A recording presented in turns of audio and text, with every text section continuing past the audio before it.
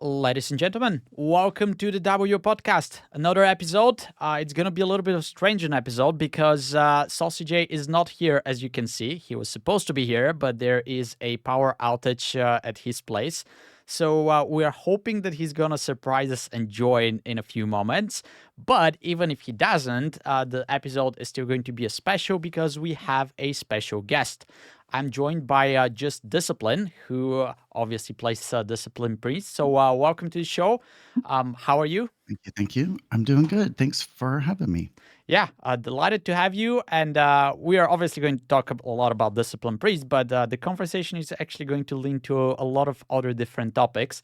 But hmm before we start, let me just throw it back to you. How would you introduce Discipline, or not Discipline, but just Discipline to somebody who doesn't know you? So I've played Warcraft since vanilla. I did take a couple of expansions off. I was doing some other things IRL, but came back with COVID, as many of us did, and switched over to Discipline. My main specs up until that point were everything else. And I really just felt like I found my niche. And over the course of the last couple of expansions, I fell into coaching for gamers. It's a site called Medify. Check me out over there. But it's been a really fun experience for my journey to go from being a player to an educator. And just personally, that's something I think Warcraft needs more of, and that's kind of been my motive. So yeah, So, how would you say, are you like a player now? Are you a coach? Are you both? Something in between? I definitely do both. I think at the start of the expansion, it was more evenly split, but as the expansion has gotten a couple of months in now, it's kind of trickled off, and I think that's just due to the player base. But I am currently in running for title, so that's Mythic Plus title for top 0.1%. So I have a team, and I play very competitively with those guys, and I coach on the side. All right, so you're definitely a player if you're competing for a title. But do Doing you my do you best. puck keys or you only play with your team? It's a little of both. Okay. So I'm playing in the bracket above 15s, and it's just a nightmare to try and get into pugs. These keys can be so difficult without coordination. It's almost not worth your time. So I do pug some, but I try and find some free time until my group is together. Yeah, and also I don't think there's that many keys in that range where people were pugging, so that's another layer of difficulty to overcome if you want to pug there. Yeah, Yeah. yeah. There are some, but not too many. You're right. Yeah. Okay. So let me ask you then. Obviously, you've been playing a lot this season. If you're pushing for title, how was season one for you so far?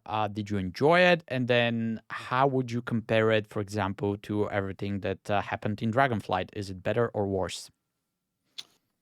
Well, so I've mained discipline throughout the expansions, regardless of where it falls in the meta. I just happen to be in a seat of favor now that it is the meta. So I've tried to take advantage of this opportunity and push for the title for once.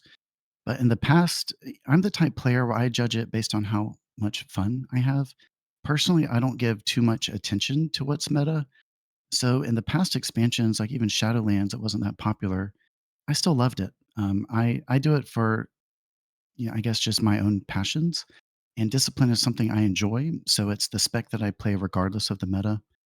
But yeah, Okay. And in comparison to Dragonflight, is it better? And I'm not just asking about discipline, but like the whole experience of Mythic Plus. Is it better or worse, in your opinion? So, I guess from my point of view, I'm liking it. I have a better opportunity now. Just I guess luck of the draw. But a lot of people in the community, it's a hot topic item that a lot of people aren't happy seeing how forced we are to play the meta. The numbers are dropping off for the player base. So I think there's a lot of things we could cover here, but I personally am liking it. It feels quite a bit like Shadowlands, which was one of my favorite expansions. So yeah, I'm loving it so far. And do you think that part of this could be because you're playing with a team compared to pugging, or is just the gameplay in general? I think it's a mixture. Having a team makes a big difference when you can coordinate your spells between one another. But then also, just our spec at the moment feeling a lot like Boon of the Ascended is a really fun gameplay, in my opinion, and it feels a lot like it used to. So I'm loving Discipline. Yeah, I think it's pretty fun right now. Okay, and is that true even if you're pugging? Um, I think there's things you can do even if you're in a pug environment.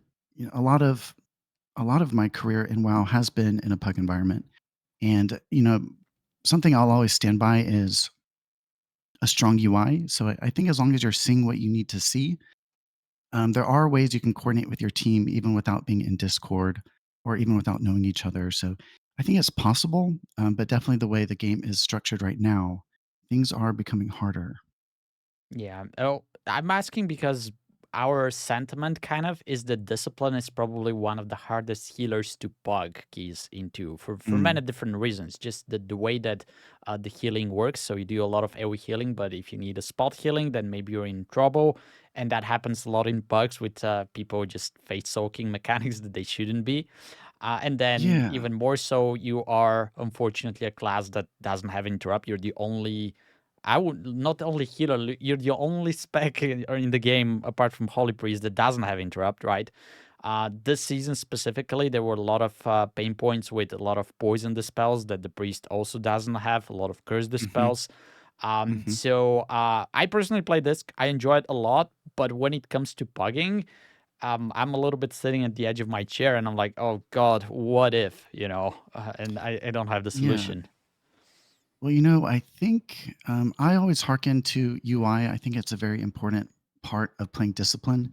There are so many things we have to see. I think to your point, you were saying it's not super pug friendly, but I think with the right UI, even spot healing is something we can do pretty well with. With our shields. And then your point on fears, I think there are ways we can use our toolkit to maximize interrupts. And so I would say Psychic Scream is our best bet. It's not as good as someone else's, but it is better than it used to be.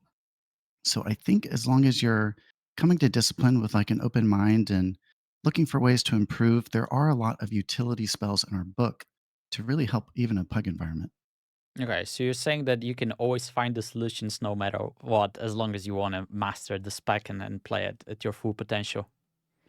Um, I think every spec has its place in Mythic Plus. I wish more people saw it that way.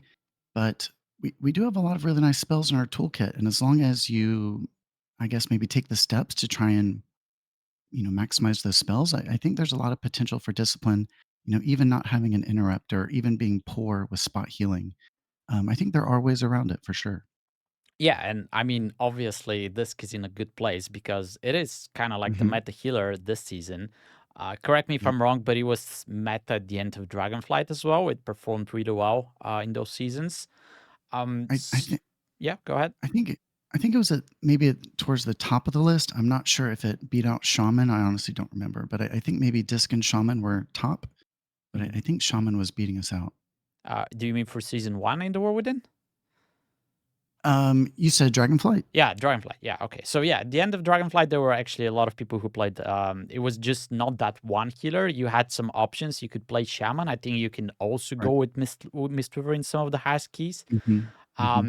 This season though, it's even more straightforward because I don't know how many people are playing something other than this for the highest keys out there. So it's Yeah. it's definitely meta. Yeah, I was looking at that chart before we started the call, and, yeah, pretty much all the healers right now, if you're in a competitive range, it's discipline or go home, kinda. Yeah. So how does that feel to you? Playing, being so you played, obviously you played for disc for a lot of time, and Mhm. now all of a sudden you're meta for multiple seasons. How does that make you feel? I do like it. I've put a lot of work into my gameplay, a lot of work into my spec, and to finally, after a couple years, be in a position where I can make a run for title because discipline is quote unquote meta. I'm doing everything I can to take advantage of it, and I've also kind of leaned more into being a coach. So I'm trying to help those who are interested to learn. Personally, I wish things were more balanced so people could play what they like, not what they feel like they have to play. But that is, yeah, that's a whole nother problem. Yeah. And would you push for title if disc was not meta? For sure. Yeah, the previous expansions, um, yeah, I've always tried, but at the time, I personally wasn't as experienced with discipline, nor was it in meta. So I never got there. So this is my first time in the run for it. And I think maybe with having played it now for 5 years and becoming really comfortable with it, it's something I can, kind of go for. Okay, and how did it feel back in the day when it was definitely not meta? Because I think there were a lot of periods when it was maybe even at the bottom of the chart of the healers. Um, Yeah, yeah, did you still enjoy it? Did you still play it? I still loved it. And I'll say it again. I'm the type WoW player that I play what I like because that's what I think is fun. I am a very competitive type person, but Warcraft for me is something where I just want to log in and have fun. So I'm going to play what I kind of vibe with the most. And I've played all the other healers. This one definitely stands out for me. And yeah, Yeah, I wish more people were like that, just focusing on the fun factor a bit more. Uh, and I'll say yeah, this, I started playing Disc somewhere in Dragonflight more seriously. mhm, And I was kind of scared in the beginning because it's a healer that works completely differently to everything else that's out there. mhm, And then I realized, okay, I don't have interrupt, and then I don't have poison dispel, and all of that is scary. mhm, But then I started pressing my buttons, and at some point I realized that I really enjoyed it for the reason that if I'm playing a different healer, I carry some kind of additional responsibility, because I have the interrupt, I have the dispels, etc. And as mhm, disc, mhm, I'm pressing my buttons. Like I'm not the best disc out there. I'm just pressing my buttons. I'm doing all I can to heal the people. If they live, they live. If they don't, they don't. mhm, But there's so much less that I can do. Like it's up to them to interrupt, because you said okay, you can fear, but fear doesn't work on every mob, etc. Right? So it's mhm, kind of like the responsibility that you have moves towards the rest of the group, and I'm just sitting there enjoying myself, pressing my buttons, and I don't have that many cares for mhm, comparison to some of the other healers. Um, mhm. so yeah, and that somehow makes it fun for me. Maybe doesn't make it fun for other people. But how Well, do you relate to that? Again, I'm not the yeah. best person to play this, but this is how I feel when I play it. Well, to your point about the poison dispels, I don't think anyone is happy about that. I I don't know why Blizzard would make a set of dungeons that pretty much only had poisons. I don't know their intention behind that when it comes to the lore or whatever their decision making process is. But I think the best way to get around that is have a dungeon spread that shares dispels. So they're not just dispel and curses. I'm sorry, poison and curses like they are right Yeah. now. I don't like being helpless in a sense and having to rely on others. And that is kind of one of the positions discipline is in right now is we just have to have a shamans, we have to have paladins, and it's to kind of complement our spell book. But yeah, with fear, like at least when I'm with my students, the way I approach it is every poll has a best place we can fear, and that's something I've loaded into my UI. So it isn't as good. It doesn't work on everything, but it definitely does have a place. And I think being that that's one of our weaknesses, the more we can bring a well-timed fear to a group, the better. Okay. And then let me ask the question in such a way. What do you tell your students if you are in a situation where you're pugging and you end up in Arakara and there's no poison dispels and you're in this cringe situation where you have to deal with the poisons? What is the advice To there? to be fully transparent and honest, I would just say don't get in that group. Like something I tell everyone I teach in WoW is you have to have your appropriate dispels in party, and you kind of just have to know which dungeons require which dispels. So if you get in an Arakara and there's zero poison dispels in group, it honestly just needs to be reformed, and that's kind of the state of WoW right now. Yeah, and this is what annoys me a lot because basically you're introduced to a problem in the dungeon and you don't have Hmm. the solution. And Yeah. people say, like you're saying, okay, let's reform. But I think that Blizzard just needs to do a better job designing these things because, especially with me, because I don't have a team, I pick all of my keys. Hmm. Once you get to a certain level, let's say like 12, 13s, 14s, then there's just that many less keys at that level. So there's less pucks Hmm. in general. And you Hmm. don't have the luxury to like reform the group. You spend 10, 15, sometimes 20 to 30 minutes waiting in LFG just to find people. Yeah. We're not Yeah. talking about shaman or something that can dispel poison. You're just looking for people, man, because they're not there. Yeah. And then you get your group, you go into the dungeon, and you're faced with this problem that doesn't have a solution. And the Yeah. solution Yeah. was like 20 minutes ago when, you were forming groups. So you're kind of screwed at this point. Um, Yeah. I do wish it was more evenly divided between what are they? Disease, poison, curse, magic? yeah. Yeah, I wish they were more evenly, split up in our keys, but at the moment they're not, and yeah, just that what I would do is if I was in a group like that, I wouldn't do it.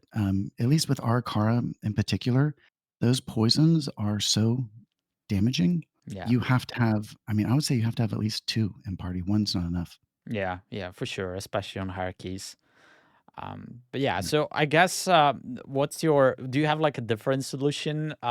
Looking forward, of course, the season is basically over. But Mhm. instead of reforming the group, do you have some cooks or some cool ideas that Blizzard can implement? Because I think they do this from the perspective, oh, we want every class to be unique, every class to be different, and everybody brings something to the dungeon. Which is Mhm. fair, but if you don't have that thing that needs to be brought to the dungeon, then your key's basically bricked. Yeah.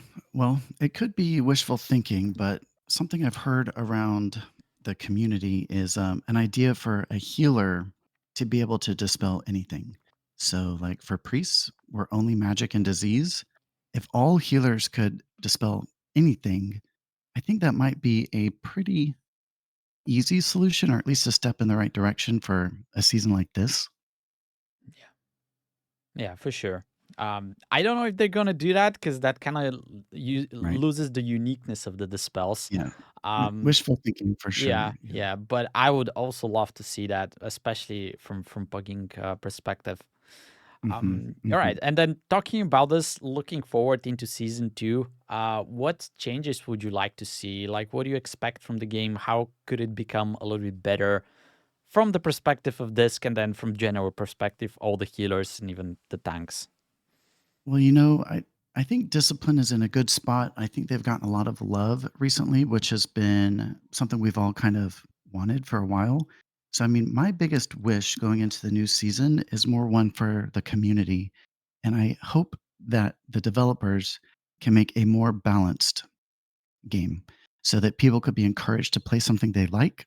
I think when you're playing something you like, that has to lead to retention and some changes in dungeons where one death doesn't equal the key failure. Yeah. I think that would also lead to more success. I think more success, feeling like you're learning, those also have to be key point indicators for retention.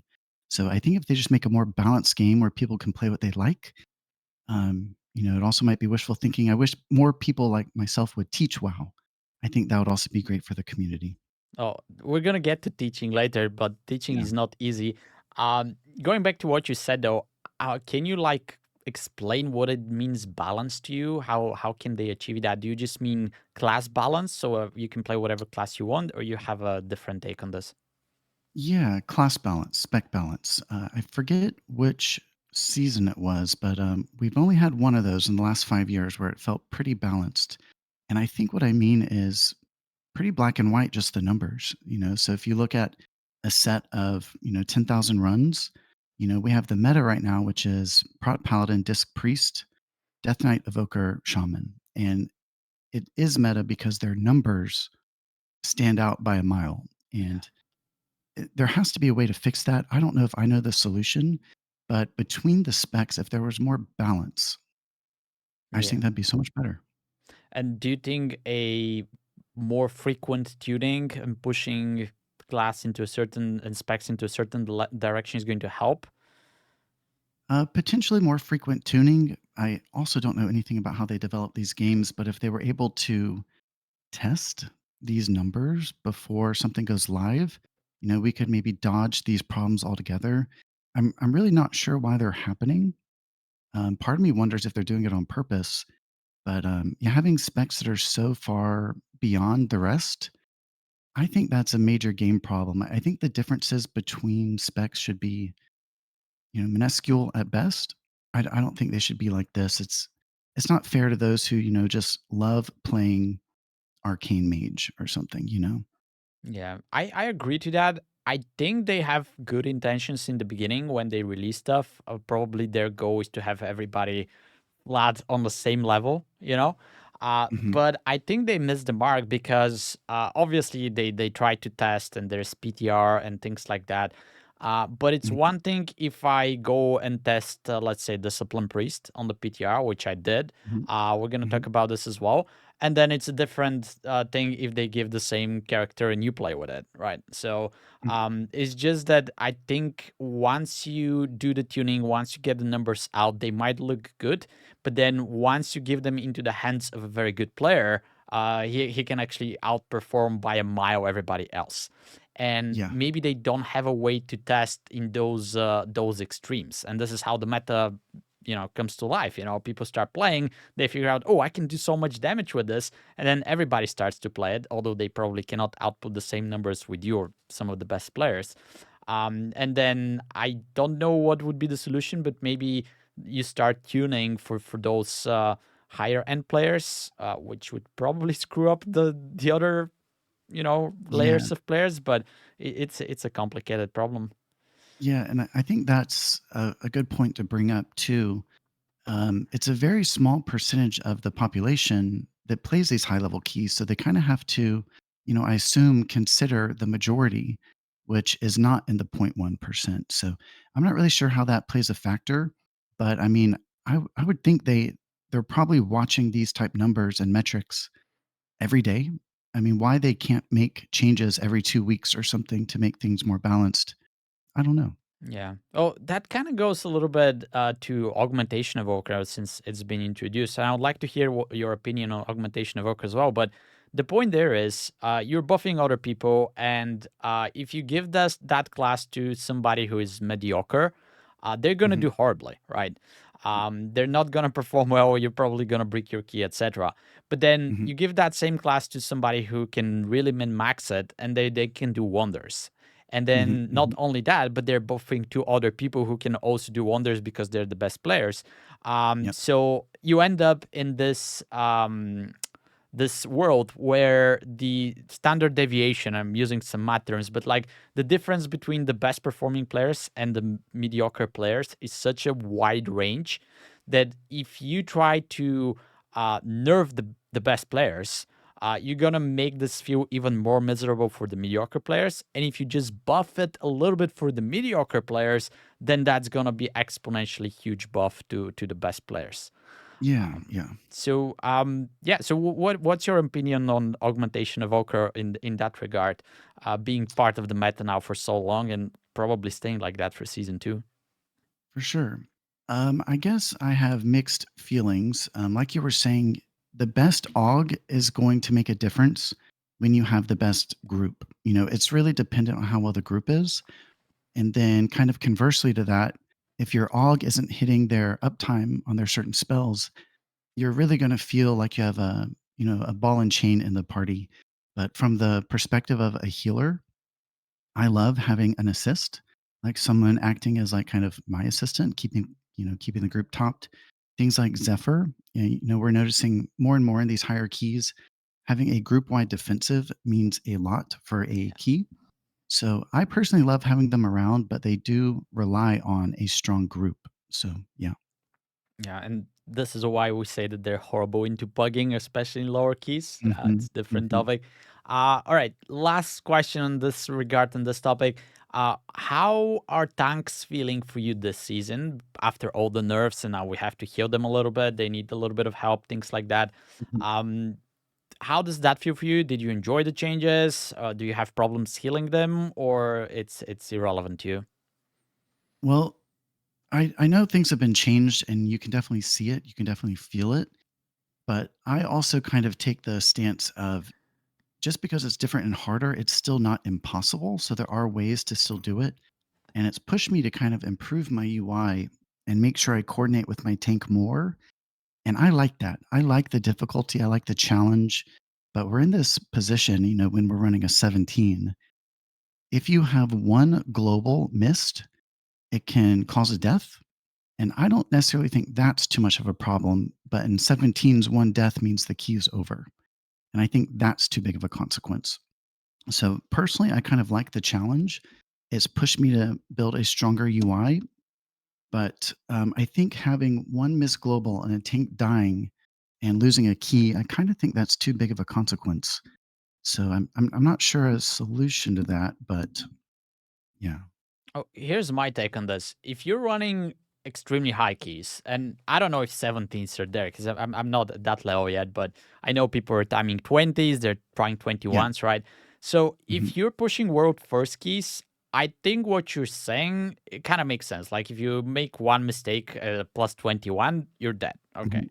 I Mhm. can take Mhm. this, but what you just said, you miss one global, people start dying, you wipe your key. I think this becomes true much lower in the chain. Like this is true for 12s, this is true for 13s. Because obviously you're not playing with the best players there, so your DPS Mhm. is a little bit lower, and the timer is something to pay attention to. So Yeah. even in like a plus 13, if a big AoE happens, and it doesn't have to be disc priest. I've talked about this before, but in this keys, every healer to me starts to feel like disc because in disc when the damage is coming, you have to prepare, right? And Mhm. then Mhm. when the damage comes, you press one button, everybody's healed. But if you're late and you're not prepared, and you miss one global, basically everybody dies. And it kind of Yeah. it starts to feel like that for every healer because the damage checks and the healer checks are so huge that missing one global, somebody dies, you wipe.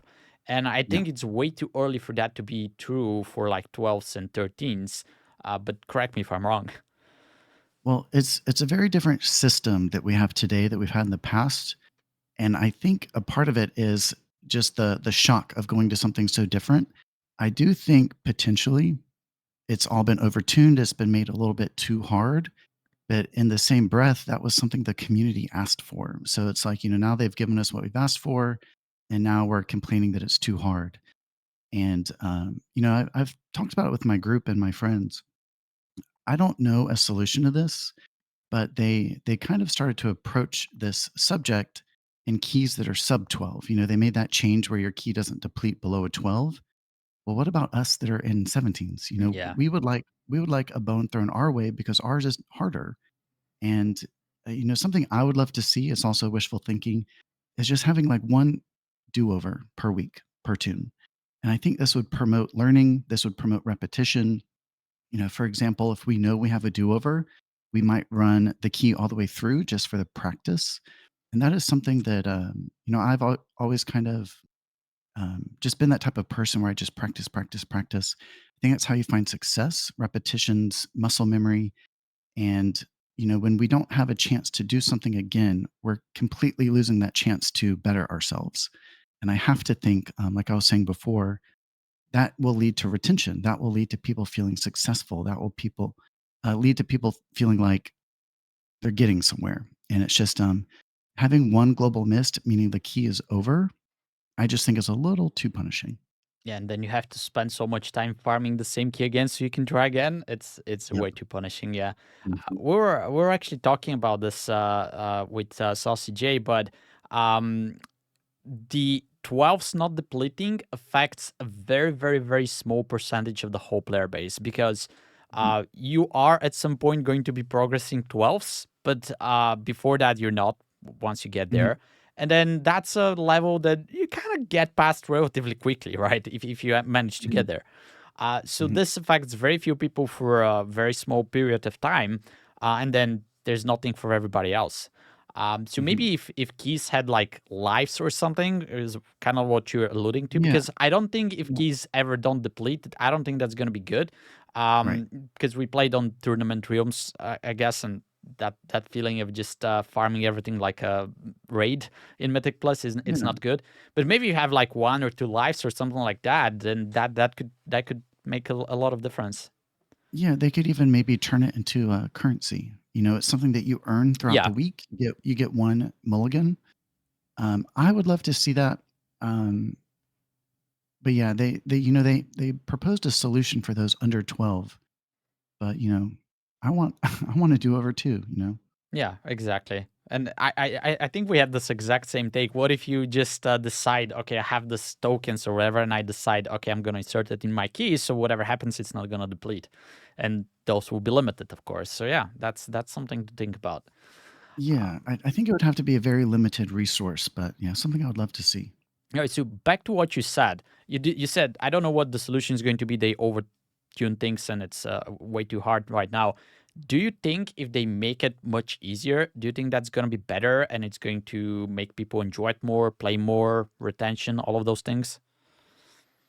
I think, potentially if they made it 5 to 10% easier, I think a lot of people would like that. I think it would still retain its difficulty, but we're seeing a lot of this struggle because of that key squish. So, you go from an 11 to 12, you have this whole mechanic change, and then a 12 to 13 is just a much bigger jump than it used to be. So I think, they've already done it once. I think, what was it, the second week of the expansion? If they lessened the damage of things maybe a little bit, or if they implemented, a do-over key per week, or if specs were more balanced, I think all of those things would be a good direction for the world of. Yeah, in my mind, if they make it much easier, even more than 10%, what you alluded to, I don't think that's going to be bad because this is going to make people enjoy it more in the level that they're playing, which obviously is not Mhm. world first keys. And then the difficulty is naturally going to come when the key level starts to scale and you start pushing higher, right? So you're always going to get to a point where you get one shotted, but maybe if that point is much later in the progression path, that's going to make it more enjoyable for people that are playing in the lower levels, and this is the majority of the player base.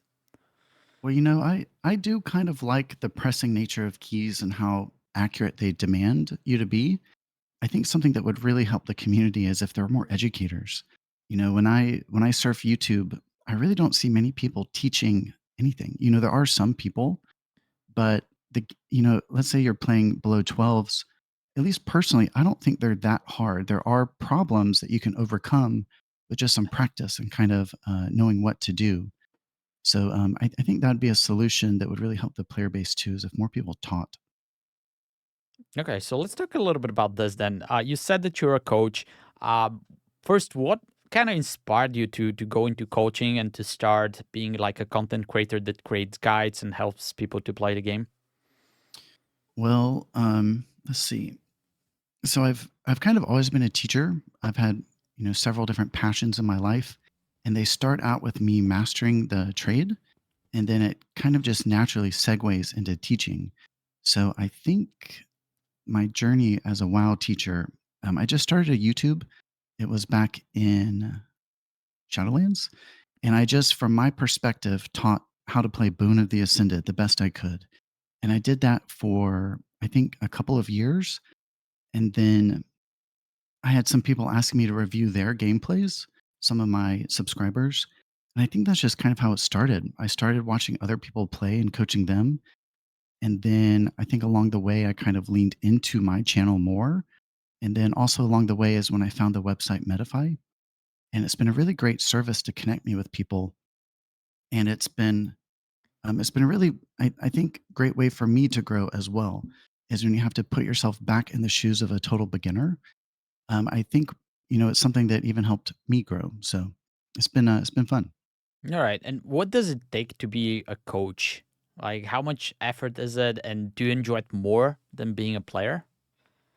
I would say I enjoy it equally, but for different reasons. And I'm not sure I know what it takes to be a coach. I definitely think it's a skill set of its own. Just because you're good at WoW doesn't mean you're a good educator. But one thing that I think is very important for any coach is always coaching to the level of your student. So, for example, I get discipline players who just made a disc priest, they know nothing about it. And then I get students who are playing above 12s. And those are going to be very different students. And I think realizing, where they are in their journey and being able to coach them in a way that makes sense to them and without being like, too overloading. I think that's a really good skill set to develop. Yeah, and I think that's hard to do because that kind of goes back to some of the things that I do. I kind of like value myself to be able to break down things when I'm trying to create a guide for people that are Mm, playing in what I call like a regular level.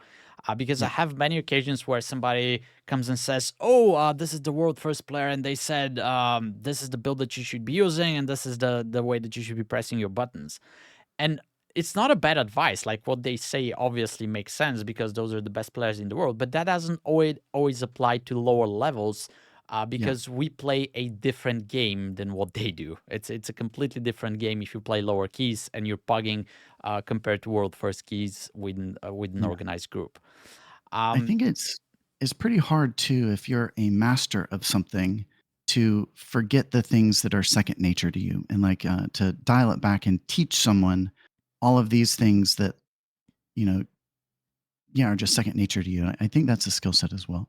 Yeah, and how do you manage to achieve that? So if I'm a new player, how can you translate all of your knowledge, which obviously is way higher than probably I'll ever get to, down to a level where I can understand it? Because in the beginning, I would assume that you're basically speaking different languages with the people who are just starting and you who are pushing for a title in Mythic Plus. Well, I think honestly it was a little bit of trial and error. I think my first student that I had that was brand new to discipline, it was a real eye opener for me because sorry to that student. I don't know if it was that great of a lesson. It kind of took me having a bad lesson with someone to realize, I wasn't teaching them as if they were a beginner. I was teaching them as if they were intermediate. And I don't think that's going to, promote a second lesson, for example. And I also don't think they're going to walk away like feeling empowered with more knowledge than they had before. They're just going to feel overloaded. So yeah, approaching a brand new student, I think just a little trial and error. And I think always being critical of yourself and maybe thinking back on how the lesson went. Um, Pretty easy to modify your approach, but it is a very different student, someone who has no experience. Yeah, those are some very nice words. And then you said that it would be nice in general if people were coaching more. What would you say to people who are looking to start coaching or maybe become content creators? Any piece of advice or any guidance that you can provide? Yeah. Um, I encourage anyone who's passionate about their spec to coach. It's something I would love to see across the community if there were at least two or three people per spec that were coaching. Someone could be raid focused, someone could be mythic plus focused, someone could be PvP, or any mix of the sorts. But I wish there were more resources out there on teaching.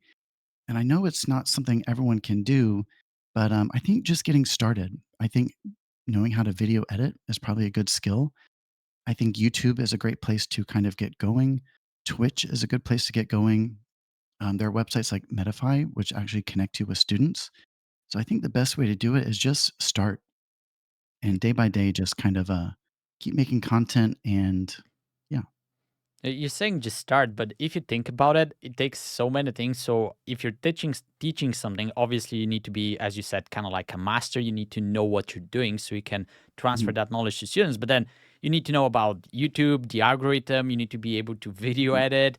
You need to Yeah. be able to, record, cut, edit, etc. So isn't Yeah. that a little bit overwhelming for somebody who's looking to do this? It can be. I felt lucky before I came into WoW content creation. I made my own content, so I was already pretty experienced with video editing, so it was a skill I already had. But it's not an overnight type idea. There are a lot of supplementary skill sets that really help you as a content creator. And video editing these days, you could get a professional program that has a lot of buttons and it can be really confusing. Or there's probably even just online video editors. Like, I don't think it has to be something that's super Yeah. complicated and in depth. As you grow as a video editor, that's how you can kind of make your niche and your brand by making more unique videos. But, I do believe as a teacher, the value you bring isn't in your production value. It's your knowledge. Okay. And then one last question, this direction. How do you get inspiration to keep creating content from one side? And then I would assume as a teacher, as a mentor, you kind of need to find students, right? So it's kind of the same thing. You're looking for either new topics to make a YouTube video, or you're looking for people. I don't want to call them clients, but people who would be willing Students. to make you your teacher. How do you cope with periods where there's no inspiration, there's no students? Well, I think it happens to every artist. They call it just like a creative block. And it can happen. I think the best word of wisdom is just push through it. When it comes to finding my students, my YouTube does that partially. Also, Medify does my advertising as well. So I pretty much use my own content to advertise my coaching. My own content is also coaching itself. But something you can always do as a WoW creator is make little side videos following the current politics. So I have a main cell where I review my Mythic Plus runs, but then I also make little videos. They're kind of standalone videos focusing on rotation or the upcoming patch, things like that. And I think that's something that can keep your channel going even if you're feeling a little bit uninspired. Okay, and then help people who are actually consuming that content. Hmm. All right, so you did say upcoming patch, PTR, etc. So let's talk a little bit about that. We actually did have an interview released just, I think it was today or yesterday, with Ian Hazikostas, one of the main guys in World of Warcraft. And he was talking mainly about Mythic Plus. Now, we're going to have links below if you want to check it out. But there were some interesting topics in the sense that he said, okay, we know that the numbers are lower in the war within. A lot of people quit. Maybe that's because some of them went to do delves now that there was a level squish on the keystones. But then a lot of them were just frustrated with the way that the game works. And we see that this is a problem. Some of the other things they talked in the interview is that Mythic Plus is their top priority. So they are going to be making changes going forward, trying to reduce some of those pain points that we've seen. So the tank boosters are going to be, I guess, reduced. The AoE and the healing checks are going to be easier. And he did say that this is not reflected in the current PTR cycle, but this is something to look forward to in future builds. In general, they're just saying that they're going to make the next season maybe a little bit easier in order to promote more players to play Mythic Plus. So, have you looked into that interview, and what is your take in what he's saying in those lines? I have skimmed it. I know what you're talking about, and I guess I'm happy they're taking a look at it. The player base right now for Mythic Plus is really not what it used to be. And I am grateful to not be pugging as much anymore. But pugging is a very real part of gameplay. And when you open up the group finder, there's almost no keys. Like you're lucky if there's two. So I'm not sure what the solution is. I'm sure the problem is shared between many different things. And if they can address that, I'm all for it. Yeah, and I guess it's a good thing that they're acknowledging that there are problems like that. Because for me Mhm. personally, this season has probably been the worst in terms of staying in the LFG2 and just looking for keys. Mhm. It's always hard to find keys at certain level, but this season seems to be even harder. Not only because Mhm. there's not that many keys, but it seems like there's much less tanks. So they're addressing this. They're saying that they're not focused on role participation metrics. I thought that's a very interesting quote from him. But Hmm. they're just more focused on the broader player behavior and sentiment. So to Hmm. me, that sounds like they just want to make Mythic Plus a much better environment in general, and they don't care how many people are involved into it. Hmm. That sounds good on paper, doesn't it? Well, I guess so. I mean, you said the quote was, I'd have to look it up, but they're not worried about distribution of specs? No, they Is actually that what it said? they're talking about this in certain parts of the interview. I can't find it directly, but they said that, and that goes back to what you said earlier. But they said Yes, there is meta, and if you actually look into how people are performing when they play meta specs compared to off meta specs, the Mhm. discrepancy is not that big, right? The off Mm. meta specs can actually perform almost as good as the best specs, but the meta is affecting people. It's affecting choices. They said that you can always or often get declined from a group because you're not meta, right? Mhm. So Mhm. although the numbers from their perspective are fine, the behavior, exactly the behavior of the players and the fact that you can get declined from a group because you're not playing enhancement shaman is something that affects a lot the community and brings Yeah. more for that frustration that we mentioned and so forth. Well, Um, yeah, I've definitely always thought, I'd have to look at the numbers too, but I think every spec is represented in the top point 1.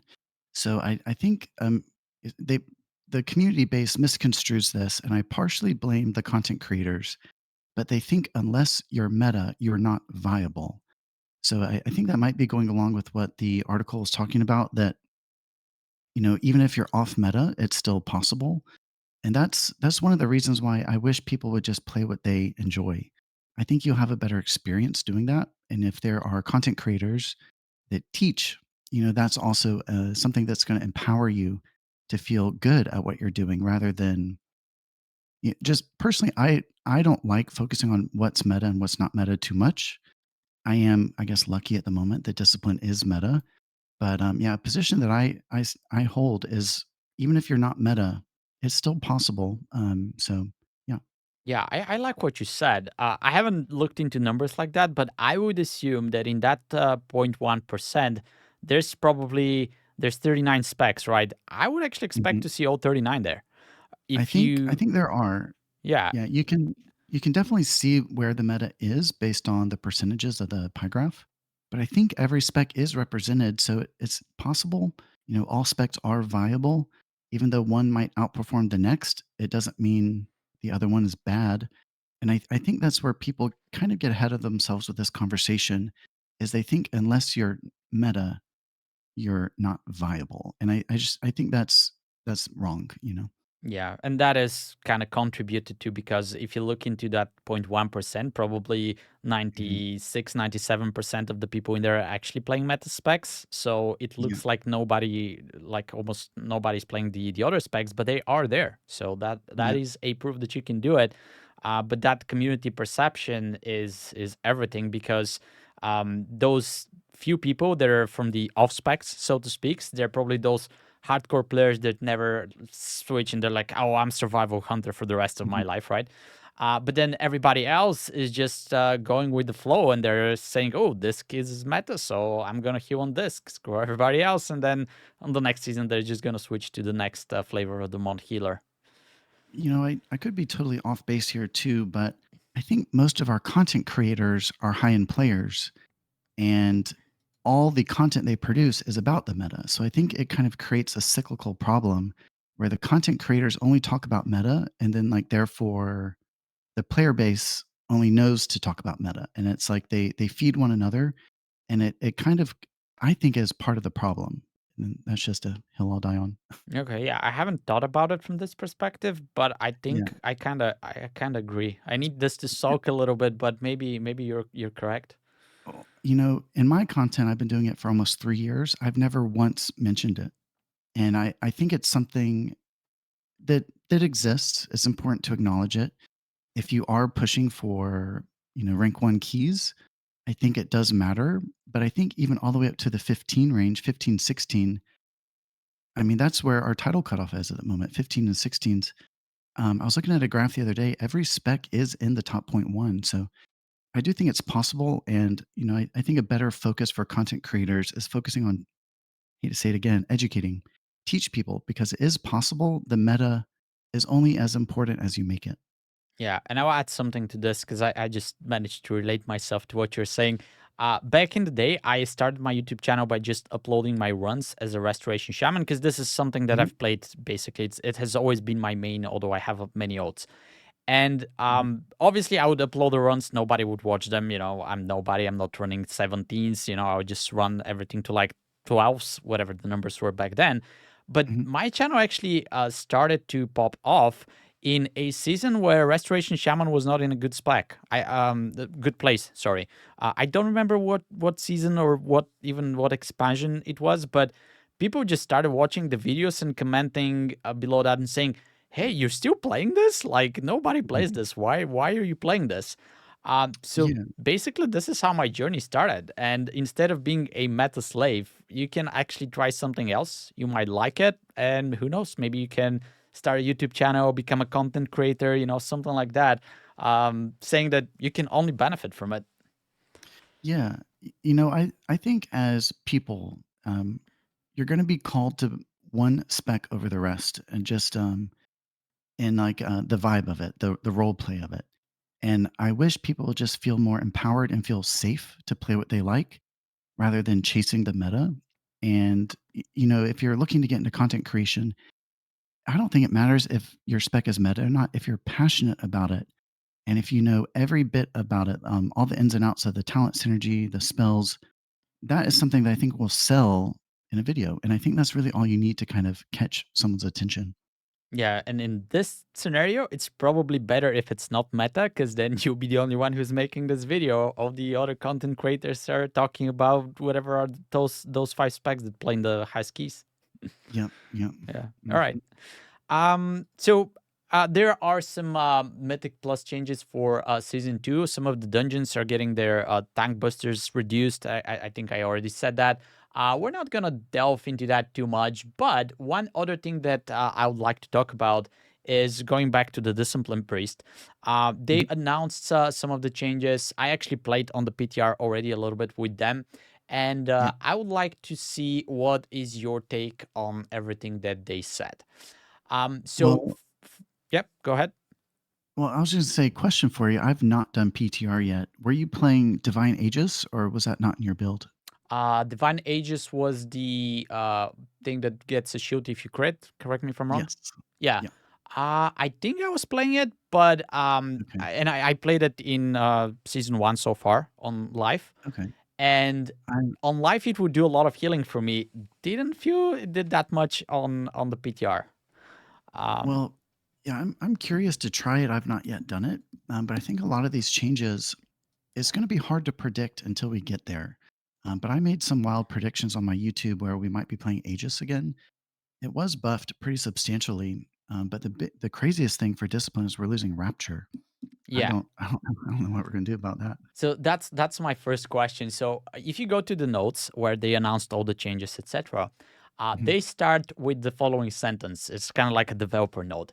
The goal of these changes is to reduce the number of cooldowns Discipline has access to and bake some of that power into the other abilities. Mhm. So they are removing Rapture, but I don't know if you've looked into the talent trees and how things are shuffled around. I Now have. you actually get access to evangelism and you Yep. get access to ultimate penitence, whatever the skill Mhm. is called, in a Mhm. much easier way, right? So Mhm. you're technically losing rapture, but and this is what I actually did on the PTR. You're losing that one button, but you're gaining two more, which you can now Yeah. use.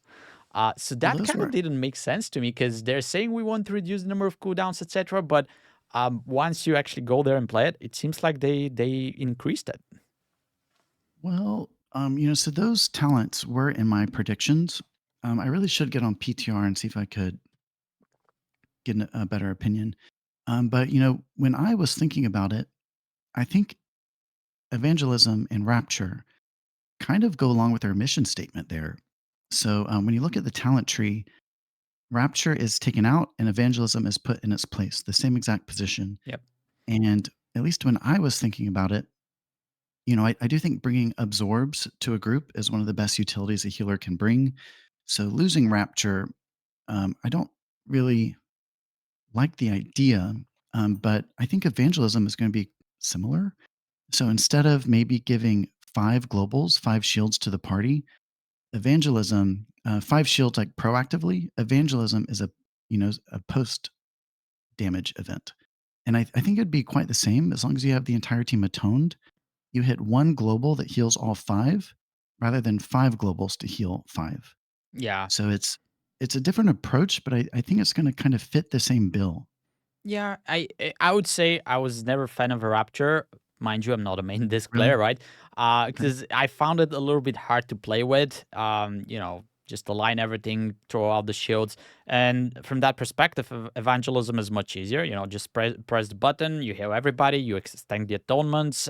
You always press it, let's say, Mhm. after radiance, so it's not that hard to figure out how to use it. So I kind of enjoy that. But then again, you get an extra button. I've never played with Ultimate Penitence before that. It Me was the neither. first time in the PTR that I ever pressed that button. Mhm. I don't know how I feel about this. It kind of feels like it's more of a PvP talent because, like, you immune to everything, as long as you don't land in something that kills you right away. Yeah. Also for me, I don't know if I was not using it correctly. It didn't seem to be making that much of a difference. Like I would expect to, when I press this button, I save everyone. It did move health bars, but it was not as powerful as I thought it's going to be. And then the other thing that I hate about this, 4 minutes cooldown, man. I hate long Yeah. cooldowns, and this is not even 3, it's 4 minutes. Well, I think they must have put a lot of money behind that spell when they were developing it, and now they're kind of forcing us to do it. It came out how long ago was it? It was in Dragonflight, I think. Yeah. I mean, they even did an interview with the guy who made that spell, but no one was playing it. So I think they're now like, we gotta get some return on that and make people play it again. But to your point on evangelism, I think there's a niche way to play this. You also we talked about spot healing ahead of time. So the evangelism splits heals amongst those atoned. I think there's an angle where sometimes if you just have the tank atoned and hit evangelism, it's going to be a much bigger heal because it's not divided. So I think the way we approach healing is just going to be very different. I think evangelism and rapture swapping places is going to feel somewhat the same, but then I think, yeah, without the rapture, we have to have something else, which is where the penitence comes in. But then I also think there's going to be an angle to play divine aegis. So our penance now heals the whole party if you penance a friendly person, and then also penance triggers Aegis. So I think there's an angle where if there's a big group wide damage event approaching, we can, at our discretion, have shields instead of damage. And I think there might still be a way for us to have shields in Mythic Plus, maybe even using Luminous Barrier. Controversial take, but I think it'll feel good. It looks like it'll be a fun season. All right. I'll just add this, and this is my wild take, but as I said, I'm not a fan of the 4 minute cooldown. I can actually see a world where Mhm. I don't even pick that talent, the ultimate Yeah. penitence, and then I can pick Aegis or whatever it is, just so that I don't have this button. Not a fan. Well, I'd have Um, to pull it I'd have to pull it up, but I think the way the talent tree was set, you kinda had to. I think it Yeah, was yeah, because I'd have to you pull don't it up have enough again. points in that upper part of the tree, so you kind of have to Yeah, distribute something them like that. there. Yeah. But I'm pretty sure, like some guys like you who play a lot of this, you can figure out a way to navigate your way to the tree and get to whatever you need to, Yeah. if you want to drop this, of course, which doesn't have to be the case. Let's talk about some of the other changes. So. Mhm, They're big in the sense that now Smite doesn't reduce your Mindbender cooldown anymore. mhm, Instead, you get your penance and your mind blast to reduce it with a slightly bigger margin than before, mhm, compared to basically compensate for the smite. mhm. So that kind of feels weird. And then smite, on the other hand, is just getting this. I think it was legendary or something. It's just extending. It was a tier set. Sorry. It's just extending the duration of a random atonement that you have by 3 seconds. I Um, think it was I think it was a talent actually, wasn't it? It was a I talent that I does that? think it was a tier set Okay. bonus in season 3 or 4 of Dragonflight. Oh, Um, yeah, and then now they made it a and talent, now I it's a think is what it talent. is. Yeah, yeah. Yeah. So like it changes a little bit the way you think about how you play because obviously you want to cast your penance and your mind blast after you do the mind better now on cooldowns to make sure you get this Mhm, reduction. mhm, I think it's a little bit less compared to Smite. Like if you had a lot of haste and you spammed Smites, you would basically have almost no cooldown on the Mindbender. Now mhm. it doesn't feel that powerful, but it's still relatively low cooldown. But it just feels different. Do you like those changes, at least on paper? I think it'll be fine. I think it's what they're doing is taking our pet and making it more of a fixed duration type cooldown. Personally, I think it's a love hate. You know, um, we have the opportunity now where we can just spam smite and we'll get our pet back, Yeah. which is a luxury, but it's also kind of a burden. So, I have to hope that the dungeons are going to be designed to fit this as well. We're also getting other spells like the penitence and evangelism. So I have to assume that it's going to fit somehow into a dungeon. But I don't mind it being a little bit more of a fixed duration cooldown, and it just happens a little bit more passively with our other spells. I think it's going to be a good change. Okay, and then I have to bring this up, but of course, there's no Mhm. mention of adding interrupt to the priest or poison the spell. Although poison the spell might Yep, not be that relevant next season, but a yep. lot of people were actually asking, why does the priest does not have interrupt? Like it's the only spec. Can you just give us one?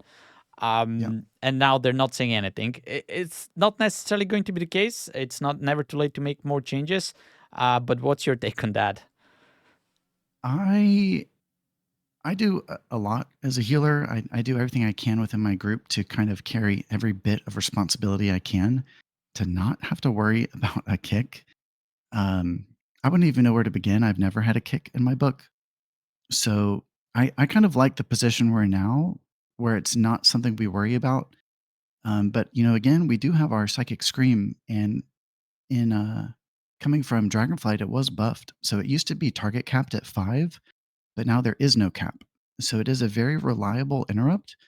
A 45-second cooldown means we can get one per pull, and that is something I can manage that. I can do one fear per pull, and I think that is totally fine for a disc priest. All right.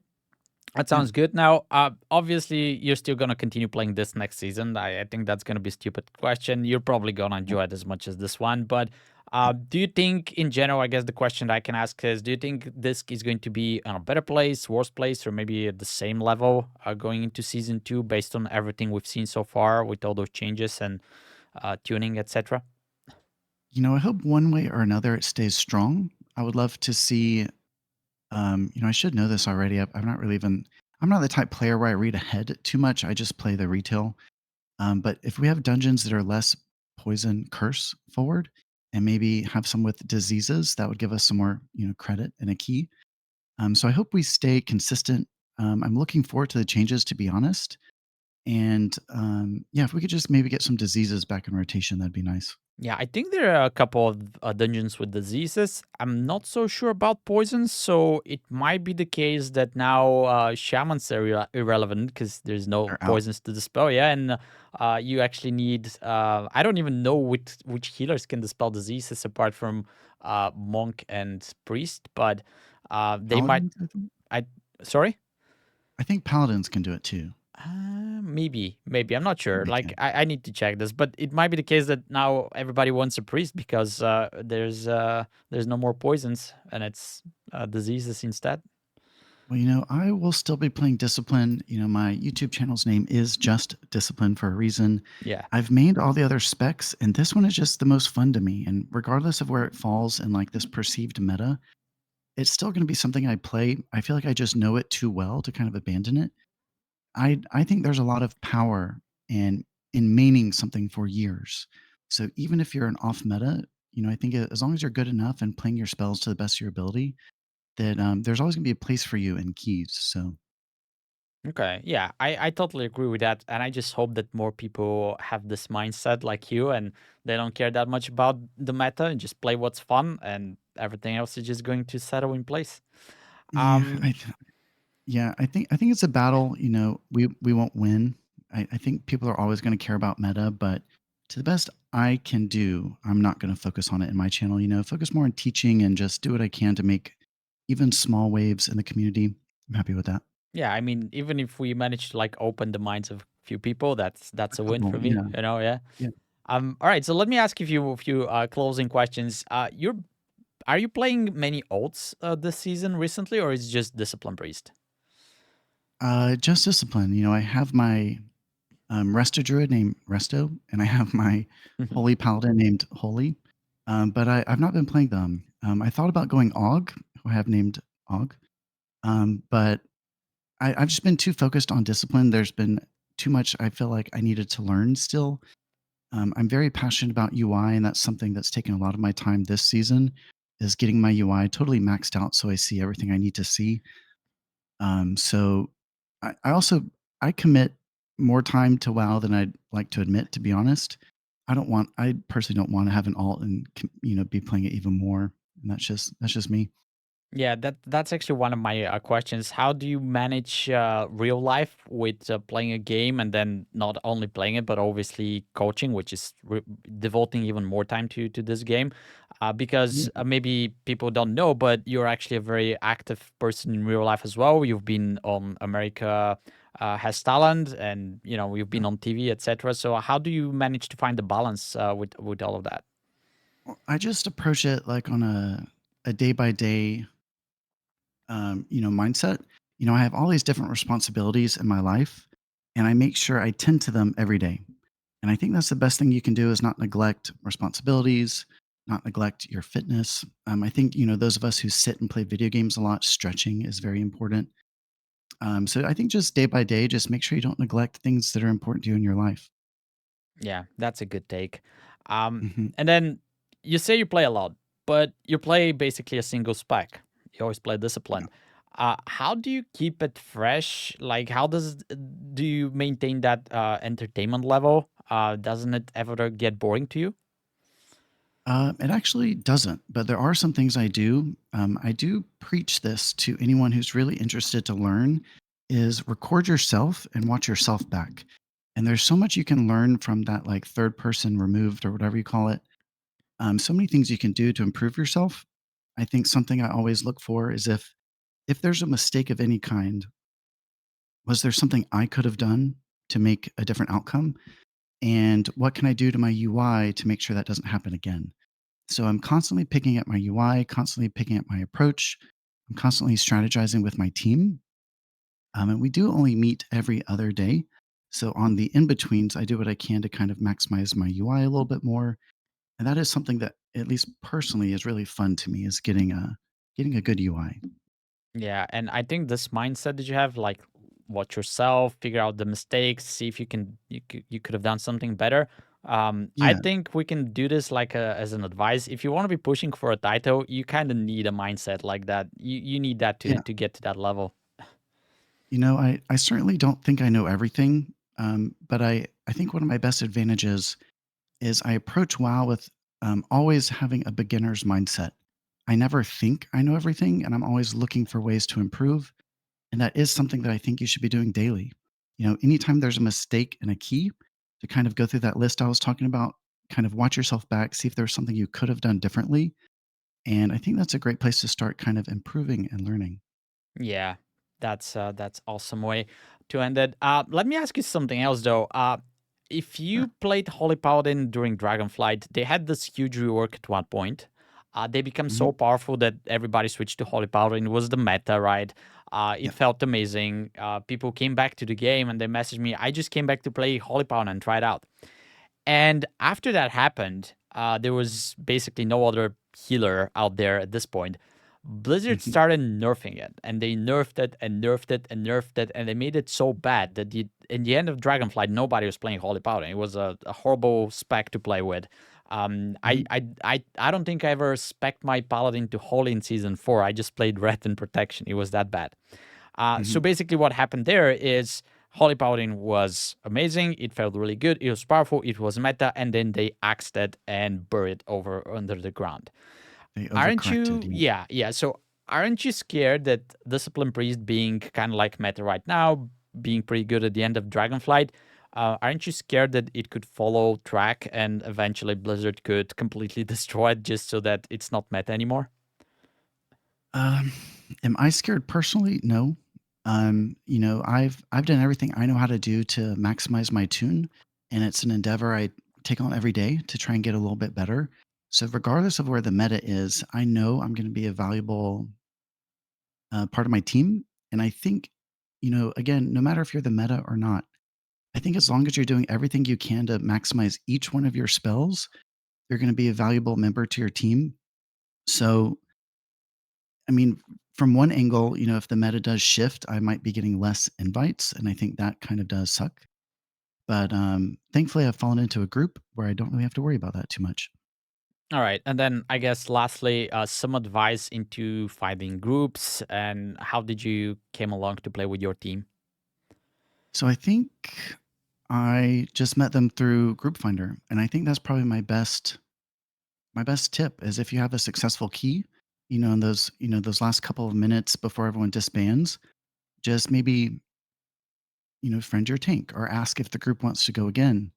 And you might only have one of the five that want to play again, but that could be the start of your team. I also think just keeping a good attitude and keys will get you reinvited. There's a lot of toxicity in WoW. I'm sure we all know that, but making sure you're not one of those and just really doing your best to carry as much responsibility as you can. That's going to get you invited back. And I think, yeah, the more you can stand out with your numbers, the more you'll get invited. So, Okay, I like that. Try to stand out and don't be one of them, guys. You know what we're yep. talking about. Mhm. All right. I'm kind of sorry that SaucyJay was not here because he's playing Disc this Yeah, season as a main, so maybe he could have asked better questions than I did. But thank you very much for participating. totally. Any shout outs, any last words you want to say? Yeah. Well, yeah, thanks again for having me. I am Just Discipline on YouTube. I try and put out videos once a week where I teach how to play discipline. Also, I will always promote a one-on-one teaching environment like a lesson. So if you're interested to learn discipline, check me out on medify.gg and we can get you going. Yeah, for sure. And we're going to have all the links to find his YouTube channel, his coaching credentials, and so forth. They're going to be in the description below. So if you guys are interested, definitely check it out. And hopefully, we can get you back on potentially when season 2 starts. Maybe we can talk about discipline again and see if it's still meta or not. Cool. Well, thank you so much for having me. Yep, same. Thank you very much. And we'll see you All right. guys in the next episode. Take care. Thanks, everyone.